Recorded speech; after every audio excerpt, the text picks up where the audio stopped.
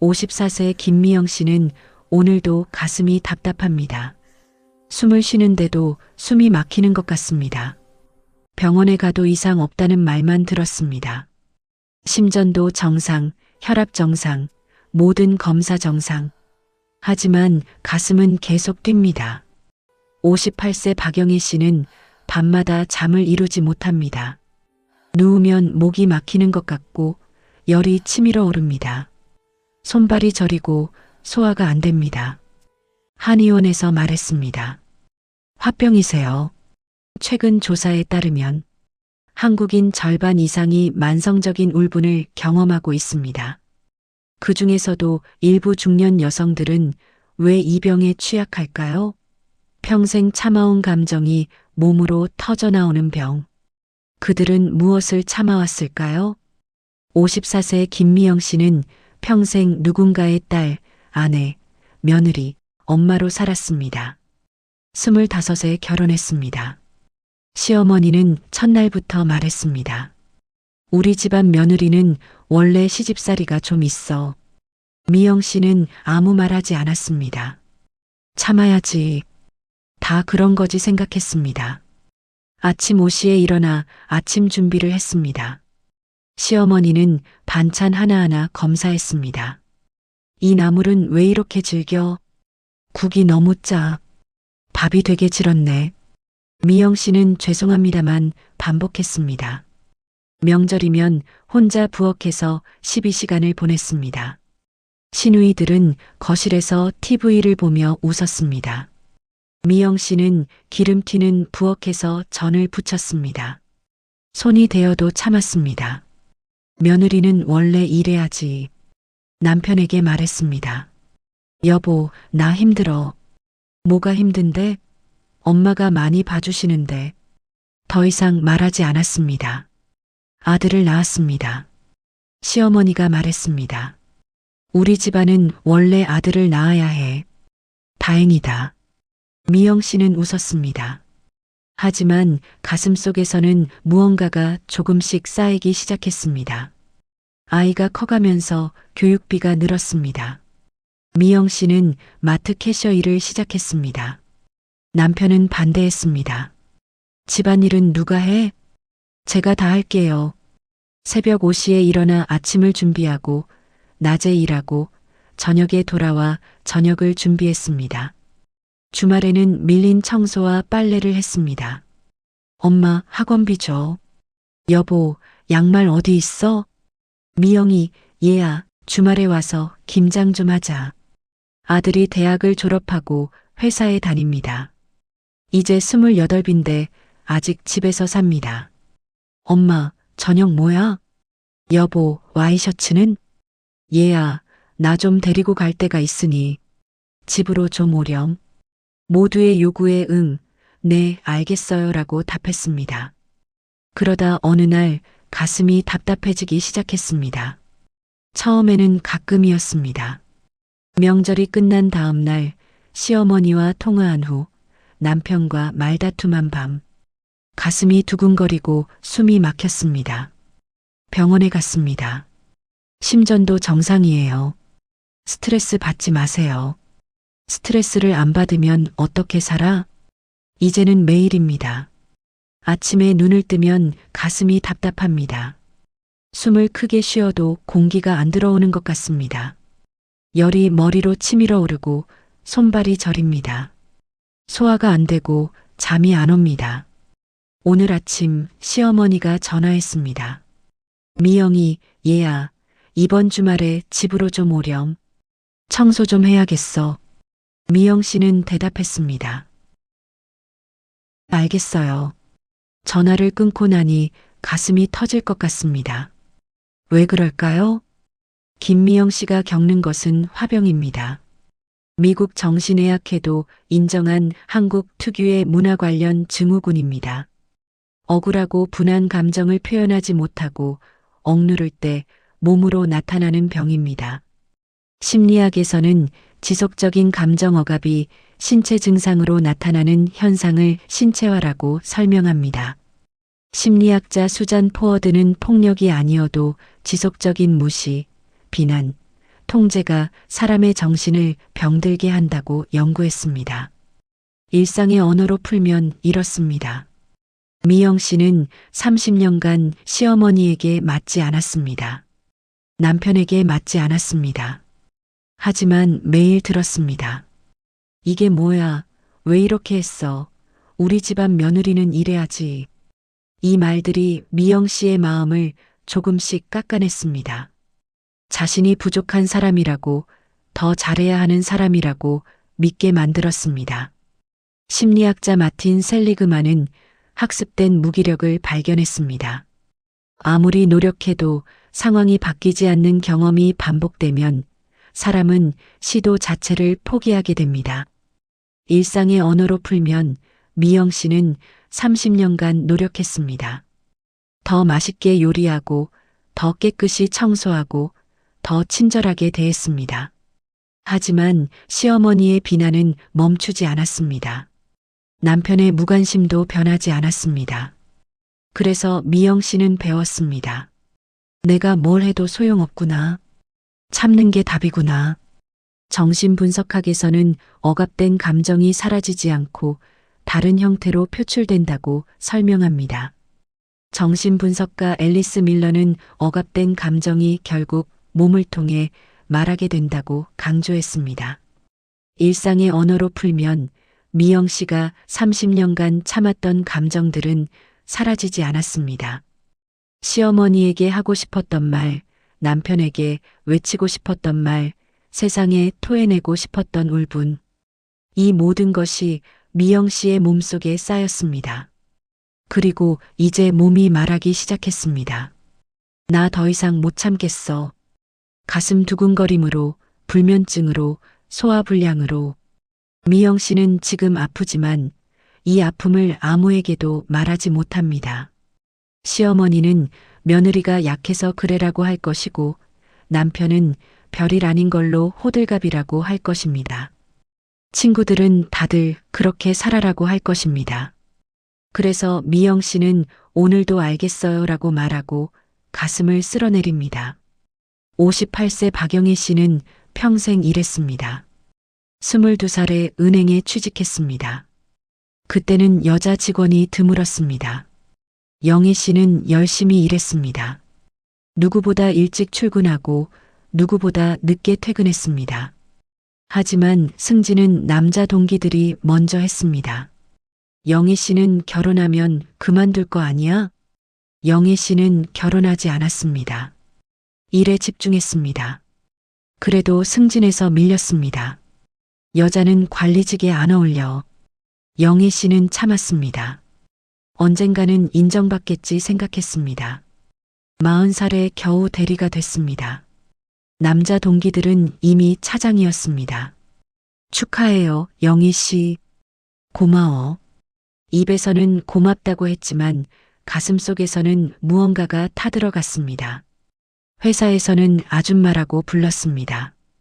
이름이 있는데 아줌마. 신입 남자 직원이 말했습니다. 아줌마, 퇴근 후 집에 가면 어머니가 물었습니다. 아직도 결혼 안 해? 이제 나이도 있는데. 엄마, 저 일 열심히 하고 있어요. 일이 뭐가 중요해. 시집이나 가지. 영희 씨는 더 이상 말하지 않았습니다. 50살이 되었을 때 회사에서 명예퇴직 대상자 명단에 이름이 올라왔습니다. 30년을 일했는데 명예라는 이름의 해고였습니다. 영희 씨는 가족 부양할 것도 없잖아요. 남자 직원들은 애들 학비도 있고, 영희 씨는 퇴직금을 받고 회사를 나왔습니다. 30년이 한순간에 끝났습니다.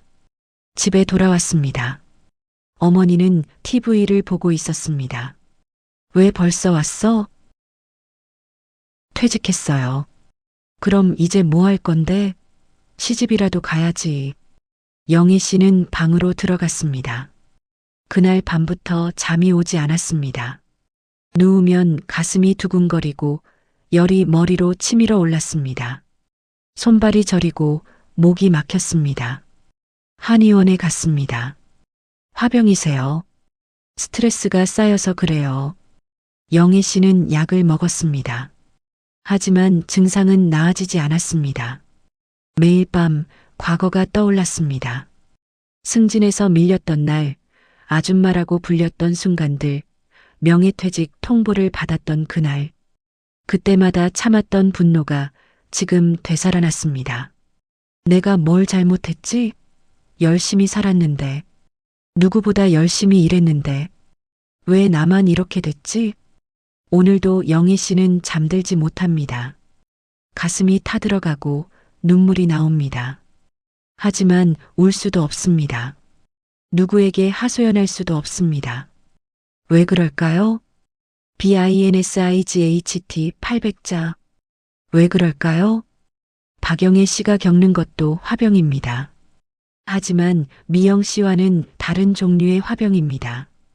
영희 씨의 화병은 사회적 부당함에서 옵니다. 철학자 낸시 프레이저는 인정의 정치학을 연구하면서 사람은 자신의 가치를 인정받을 때 존엄을 느낀다고 설명했습니다. 인정받지 못할 때 사람은 깊은 상처를 받습니다. 일상의 언어로 풀면 이렇습니다. 영희 씨는 30년간 열심히 일했습니다. 누구보다 성실했습니다. 하지만 회사는 영희 씨를 인정하지 않았습니다. 여자라는 이유로, 결혼하지 않았다는 이유로, 나이가 들었다는 이유로 영희 씨의 30년은 명예퇴직 한 장으로 끝났습니다. 심리학 연구들은 미래가 불안할수록 사람들이 과거의 부당함에 더욱 집착하게 된다고 설명합니다. 앞이 막막할 때 과거의 상처가 더 크게 느껴지는 것입니다. 일상의 언어로 풀면 영희 씨는 지금 58세입니다. 퇴직하고 나니 앞이 보이지 않습니다. 일이 전부였는데 일이 없습니다. 결혼하지 않았으니 가족도 없습니다. 친구들은 다들 바쁩니다. 영희 씨는 혼자입니다. 이 외로움 속에서 과거가 되살아납니다. 그때 내가 참지 말고 말했어야 했는데, 그때 내가 싸웠어야 했는데, 후회와 분노가 몸을 태웁니다. 사회학자 아를리 러셀 혹실드는 감정 노동을 연구했습니다. 직장에서 자신의 진짜 감정을 숨기고 요구되는 감정을 연기하는 것이 사람을 소진시킨다는 것입니다. 일상의 언어로 풀면 영희 씨는 30년간 감정을 숨겼습니다. 승진에서 밀렸을 때 억울했지만 괜찮아요라고 웃었습니다. 아줌마라고 불렸을 때 화가 났지만 네라고 대답했습니다. 명예퇴직 통보를 받았을 때 울고 싶었지만 고맙습니다라고 고개 숙였습니다. 이 모든 참음이 영희 씨의 몸속에 쌓였습니다. 영희 씨는 지금 혼자 앓고 있습니다. 어머니에게 말해도 그래서 시집을 가라니까라는 말만 들을 것입니다. 친구들에게 말해도 그래도 퇴직금 받았잖아라는 말만 들을 것입니다. 누구도 영희 씨의 30년을 이해하지 못합니다. 그래서 영희 씨는 밤마다 혼자 울분을 삭입니다. 가슴을 태우며 잠 못 이루며. 통합 INSIGHT 1200자. 김미영 씨와 박영희 씨는 다른 삶을 살았지만 같은 병을 앓고 있습니다. 화병. 참고 또 참은 끝에 몸으로 터져나온 분노입니다. 물론 모든 중년 여성이 화병을 겪는 것은 아닙니다. 하지만 이 연령대의 일부 여성들이 특히 이 병의 취약한 구조 속에 놓여 있다는 점은 분명합니다. 왜 그럴까요? 사회학 연구들은 한국 사회에서 여성들이 겪는 이중 억압을 지적합니다. 가부장적 문화에서 여성은 가정에서 며느리, 아내, 엄마로서 순종을 강요받고 사회에서는 여성이라는 이유로 차별을 경험합니다. 일상의 언어로 풀면 이렇습니다. 미영 씨는 집에서 억압받았습니다. 시어머니의 비난, 남편의 무관심, 자식의 요구. 모두 미영 씨가 참아야 할 것들이었습니다. 영희 씨는 사회에서 억압받았습니다. 여자라서, 미혼이라서, 나이가 들어서 모두 영희 씨가 받아들여야 할 차별이었습니다. 많은 사회학 연구들은 여성의 분노가 사회적으로 부정적으로 해석되는 경향이 있음을 보여줍니다. 화난 남자는 강하다고 평가되지만 화난 여자는 감정적이라고 비난받는 경우가 많습니다. 일상의 언어로 풀면 미영 씨와 영희 씨는 평생 분노를 표현하지 못했습니다. 화를 내면 며느리가 버릇없다. 여자가 성질이 있네라는 말을 들었습니다. 그래서 참았습니다. 웃으며 참았습니다. 네, 알겠어요. 괜찮아요라고 말하며 참았습니다. 그 참음이 30년, 40년 쌓이면서 몸을 병들게 했습니다. 철학자 시몬 베유는 고통받는 자의 침묵이 사회를 병들게 한다고 경고했습니다. 개인의 고통이 말로 표현되지 못하고 억압될 때 그 사회 전체가 아프다는 것입니다. 일상의 언어로 풀면 미영 씨와 영희 씨의 화병은 개인만의 병이 아닙니다. 이것은 우리 사회가 만든 병입니다. 며느리는 참아야 한다고, 여자는 조용해야 한다고, 나이든 여자는 불평하면 안 된다고 말하는 사회가 만든 병입니다. 화병 환자가 많다는 것은 우리 사회에 무언가 문제가 있다는 신호입니다. 미영 씨와 영희 씨는 지금 몸으로 울부짖고 있습니다. 30년간 말로 하지 못했던 것을 몸이 대신 말하고 있습니다. 나 억울해, 나 분해, 나 외로워. 하지만 아무도 듣지 못합니다. 병원에서는 스트레스 받지 마세요라고만 하고 가족들은 별일 아니야라고 말합니다. 화병은 참는 병이 아닙니다. 말해야 하는 병입니다. 이 이야기는 분노를 더 키우기 위한 것이 아닙니다. 누군가를 비난하기 위한 이야기도 아닙니다. 오히려 우리가 너무 오래 당연하게 여겨온 참음을 다시 바라보기 위한 이야기입니다. 이 이야기를 통해 우리는 세 가지를 이해할 수 있습니다. 첫째, 화병은 나약함이 아닙니다. 미영 씨와 영희 씨가 화병에 걸린 것은 그들이 약해서가 아닙니다. 오히려 너무 강했기 때문입니다. 30년, 40년을 참고 견뎠기 때문입니다. 누구라도 그렇게 오래 참으면 몸이 병듭니다. 화병은 약함의 증거가 아니라 오래 참았다는 증거입니다. 만약 당신 주변에 화병으로 고통받는 사람이 있다면 왜 그렇게 약하냐고 말하지 마세요. 대신 얼마나 힘들었냐고 물어보세요. 그 사람은 당신이 상상할 수 없을 만큼 오래 참았을 것입니다. 둘째, 참아라는 말을 멈춰주세요. 다들 그렇게 살아, 조금만 참아, 시간이 지나면 괜찮아질 거야. 이런 말들이 화병을 키웁니다. 미영 씨와 영희 씨는 이미 충분히 참았습니다. 더 참으면 몸이 먼저 무너집니다. 이제는 말할 때입니다. 만약 누군가 당신에게 억울한 이야기를 한다면 참아라고 말하지 마세요. 대신 화났겠다, 억울했겠다고 인정해 주세요. 감정을 인정받는 것만으로도 치유가 시작됩니다. 셋째, 분노는 정당합니다. 미영 씨가 시어머니에게, 영희 씨가 회사에게 화를 내는 것은 당연합니다. 부당한 대우를 받았으니까요. 하지만 우리 사회는 때로 여성의 분노를 부정적으로 해석합니다. 그래서 여성들은 분노를 느끼면서도 잘 표현하지 못합니다. 만약 당신이 분노를 느낀다면 그 분노를 부끄러워하지 마세요. 분노는 이건 잘못됐다고 말하는 건강한 감정입니다. 분노를 억누르지 말고 안전한 방법으로 표현하세요.